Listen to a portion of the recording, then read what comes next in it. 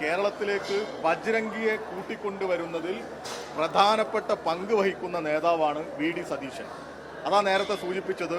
പുനർജനി ഞങ്ങൾ ഉൾപ്പെടെ നിരവധി പ്രക്ഷോഭം നടത്തിയ ഒരു സംഭവമാണ്. വലിയ അഴിമതിയാണ് അതിനകത്തുള്ളത്. വിദേശ ഫണ്ടുകൾ വാങ്ങിയതാണ്.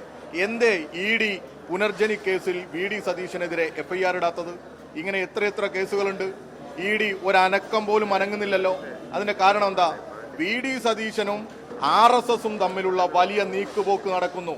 അതിന്റെ ഒരു ഉൽപ്പന്നമായിട്ടാണ് ഇപ്പോൾ ഏഷ്യാനെറ്റ് മുതലാളി രാജീവ് ചന്ദ്രശേഖരൻ BJPയെ പർച്ചേസ് ചെയ്തിരിക്കുന്നത്. ഈ രാജീവ് ചന്ദ്രശേഖരന് എന്താണ് കേരളത്തിലെ BJPയുടെ അമരത്തിരിക്കാനുള്ള യോഗ്യത എന്ന് ചോദിച്ചാൽ വർഗീയതയും വിദ്വേഷവും പണവുമാണ്. ഇതാണ് അദ്ദേഹത്തിന്റെ ക്വാളിറ്റി ആയിട്ടും അദ്ദേഹത്തിന്റെ ക്വാളിഫിക്കേഷൻ ആയിട്ടും BJPയുടെ കേന്ദ്ര നേതൃത്വം കാണുന്നത്. ഇവിടെ തന്നെ പുറത്തു വരുന്ന രേഖകൾ ഈ അന്വേഷണ ഏജൻസികൾ പുറത്തുവിടുന്നതിന് മുമ്പ് രാജീവ് ചന്ദ്രശേഖരന് കിട്ടുന്നു. ഈ ഏഷ്യാനെറ്റിനെ പോലെയുള്ള ചാനലുകൾക്ക് കിട്ടുന്നു. ഇത് ഈ കേരളം തിരിച്ചറിയും എന്ന് തന്നെയാണ്. ഇപ്പോൾ എമ്പുരാൻ സിനിമയുടെ പ്രൊഡ്യൂസറുടെ സ്ഥാപനങ്ങളിലേക്കൊക്കെ റെയ്ഡ് നടക്കുക. ഇതെന്താ വടക്കേ ഇന്ത്യയിലെ വടക്കേ ഇന്ത്യയാണെന്ന് ഇവർ കരുതിയത്? ഇതെന്താ വെള്ളരിക്ക പട്ടണമോ?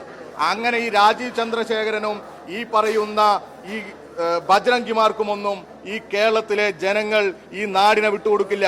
നമ്മൾ ഒറ്റക്കെട്ടായി ഈ പറയുന്ന എല്ലാ തോന്നിവാസങ്ങളെയും പ്രതിരോധിക്കും.